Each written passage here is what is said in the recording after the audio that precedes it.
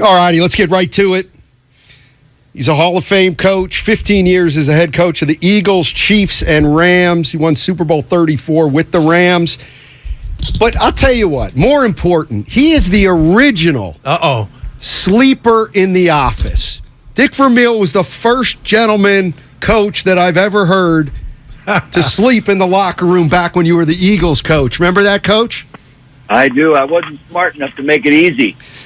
You know, it's funny because I grew up in Reading, and I'm thinking of Don Tollefson and Action News and Jim Gardner, and I remember them doing a story on you sleeping in the office.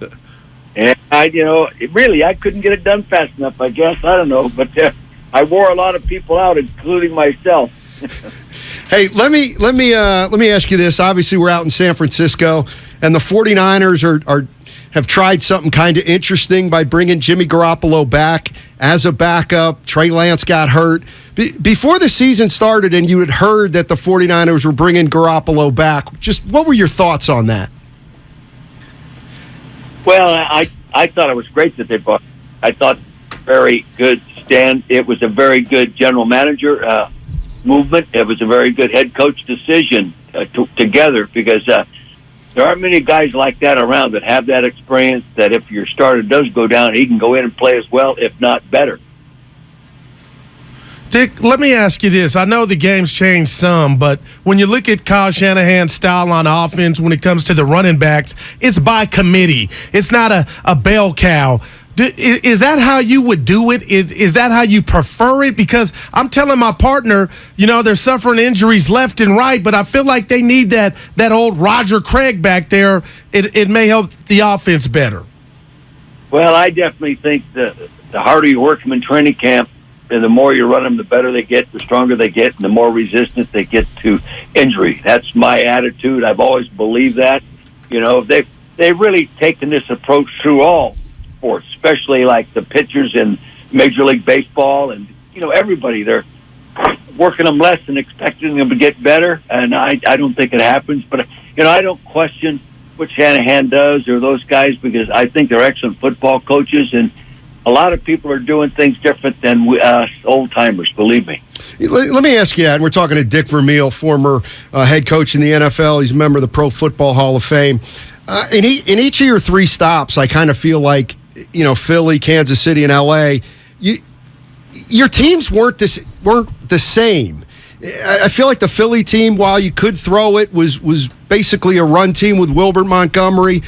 Then you threw it in L.A. What is it that you saw in Philly that made you play a certain style, in L.A. to play a certain style, and then in Kansas City to play a certain style?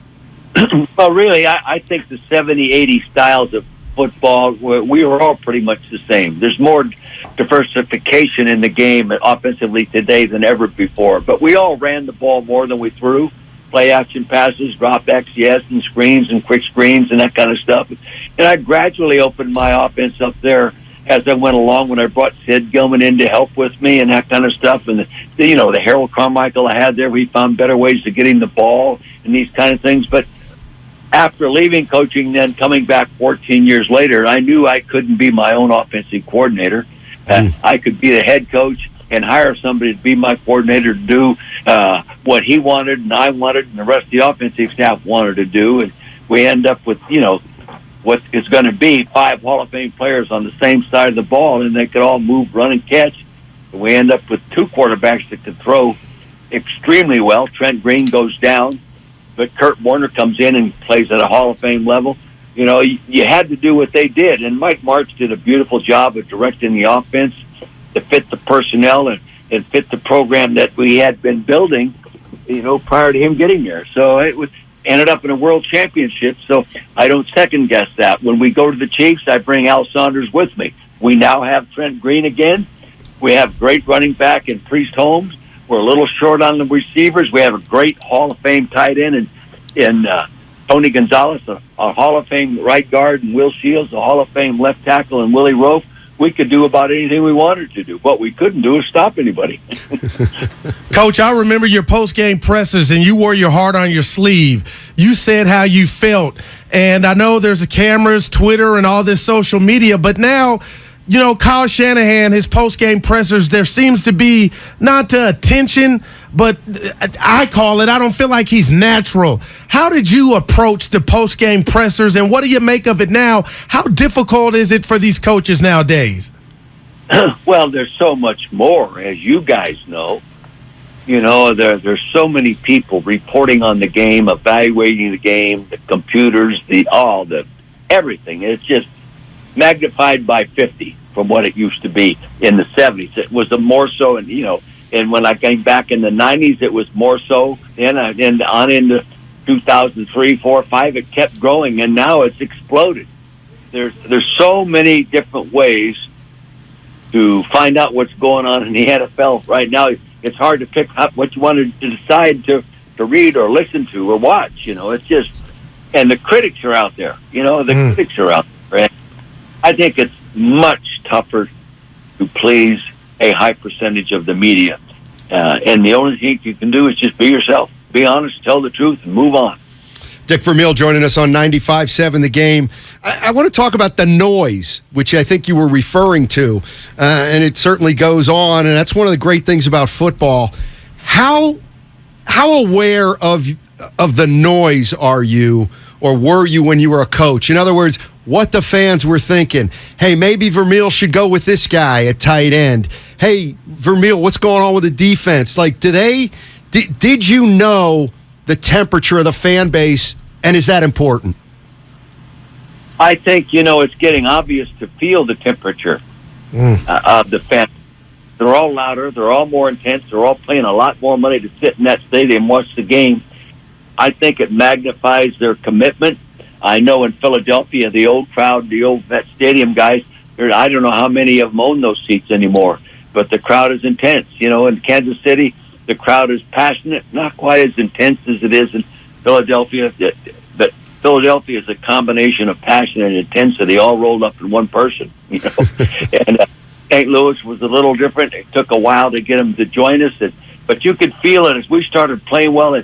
In '99, you could really feel and move from a baseball fan to a football fan, but I just think there's more noise from the fans today than ever. The scoreboards promote it, the media promotes it, the fans promote it in the parking lot pregame, the parking lot festivities when you go to a stadium today. It's amazing. They're at 9 o'clock and they're 3 or 4 hours before the game starts. Coach, let me ask you this. You faced the 49ers a few times in your career. What was the best 49er team that Dick Vermeil had to go up against? Well, I was fortunate I didn't have to coach against my best friend, Bill Walsh, okay? But I would say Dave Mariucci's team that I coached against anyway Interesting. was one of them, and that would have been 1998 when they were playing. I think the Ram team that I lost to in 1979 when they went on to the Super Bowl was an outstanding football team. You remember that team? Yeah. Ray Malavasi and the group, Vince Ferragamo, and that was that's the Ram team, not the 49ers. That shows you freaking how old I am. But anyway, I would say then, to me, it was the Mariucci team, and it wasn't as good in '99 when we beat them. It took the Rams 17 games to finally beat them. Remember, they lost to them 17 times in a row. That's right. That's right. Yeah. Remember people saying, same old Rams, That's right. That's right. Dick Vermeil joining us on 95.7 The Game. Dick, thank you so much for joining us. Really appreciate it. All right. Hey, guys. Yeah. Go 49ers. I'm an old-time 49er fan. Absolutely. You grew up in Calistoga, right? You bet. Listening to him. You bet. Frankie Albert. Okay. All right. Thank you, Dick. Appreciate it. Thank you. Yes, sir.